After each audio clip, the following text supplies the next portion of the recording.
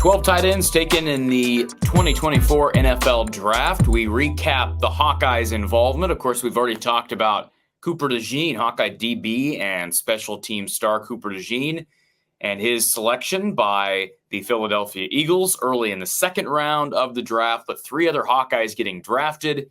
And we're here today to talk about Erick All, Hawkeye tight end, former Michigan talent. Erick All. But first, before we get to that, as you can see, I'm not in my normal environment. But nevertheless, please give the video a thumbs up. Please give it a like right below the screen. I do a really bad job. I'll freely admit that at promoting the channel. I'm trying to do better. Our co-host for women's basketball postgame shows, Kasheen Alexander, has inspired me to do better. So please hit that like button because I'm coming at you with great guests, Hawkeye content, whether I'm at my home base or around the state or around the country, always giving you the latest on Hawkeye football, Hawkeye basketball, and the like. Again, thumbs up for me here at From the Hawkeye of the Storm. So Erick All, former Michigan tight end star who played with Cade McNamara back in Ann Arbor prior to going down with a back injury, ended up having back surgery prior to entering the transfer portal and transferring to the Hawkeyes.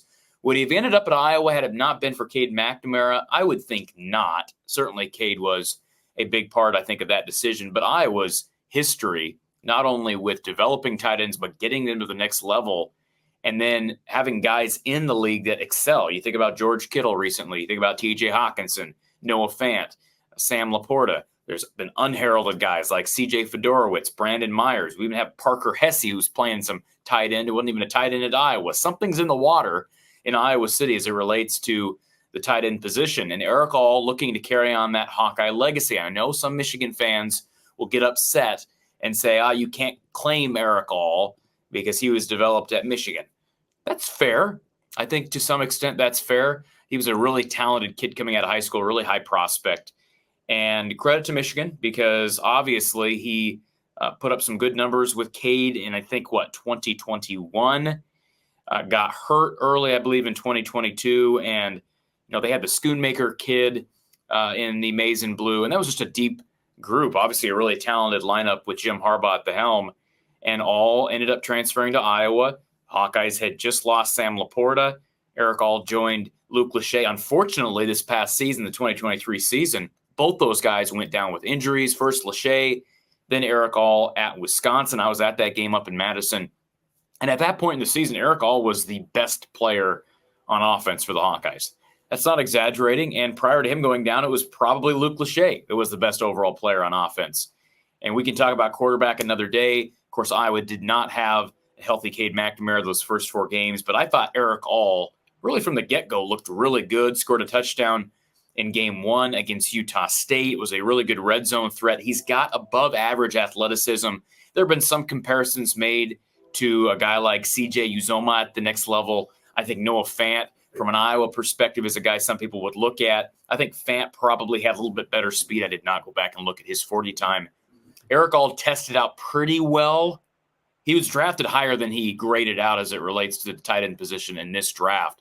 Was drafted as the 6th overall tight end taken in the 4th round, 115th overall pick by the Cincinnati Bengals. The only other tight ends to be drafted ahead of Erick All, a couple of Big Ten tight ends, Tip Ryman from Illinois, Theo Johnson from Penn State, and then Jatavion Sanders from Texas, Ben Sinnott from Kansas State, and, of course, the number 1 tight end who was taken in the top 15, Brock Bowers. But it's just amazing what I was able to do year in and year out as it relates to getting guys ready at that position for the next level. And, of course, next year, assuming Luke Lachey stays healthy, he will be yet another guy drafted. I think he's poised to have a breakout year with Cade McNamara, assuming McNamara is healthy this year, and he will once again, I think, likely be the best player on the football field on offense for the Hawks. For some perspective on this topic of where you get drafted as it relates to being a tight end, especially from Iowa, let's keep in mind George Kittle struggled with injuries at Iowa as well,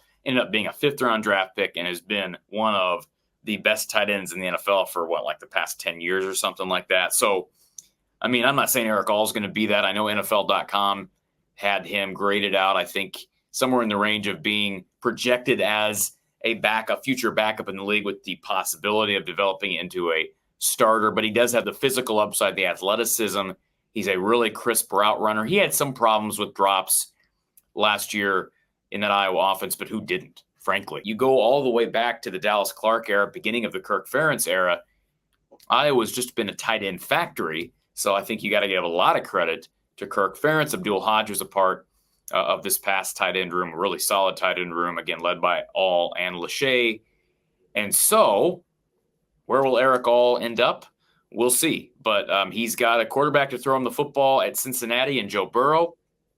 And I could see him playing early, but health is going to be the big question mark. Again, he was the 6th overall tight end taken, 115th player overall in the draft. I thought he blocked pretty well at Iowa, probably needs to get better as a run blocker. I read some scuttlebutt from scouts. Those people know a lot more about this stuff than I do, but that's probably a fair assessment. I think a lot of guys at this level, I know that was one thing that was brought up about Noah Fant heading into the league, that he needed to become a better blocker. And he has not had great quarterback play around him to help him out once he's gotten to the league, but he's still been a successful tight end in the NFL. So congratulations to Erick All, and I'm guessing Luke Lachey will follow him. And he was the 2nd player taken from the Iowa Hawkeyes in the 2024 NFL draft. And he's got a chance to play right away in Cincinnati.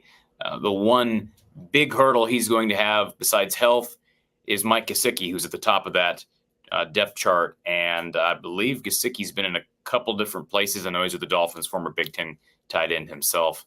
So we'll see what we shall see. I'll be talking more about the rest of Iowa's draftees, including Torrey Taylor and Logan Lee, who found a home, plus some undrafted free agents that ended up finding homes via free agency. So appreciate you tuning in. We'll talk with you very, very soon. I'm Corey Brada from the Hawkeye of the Storm. Have a great night.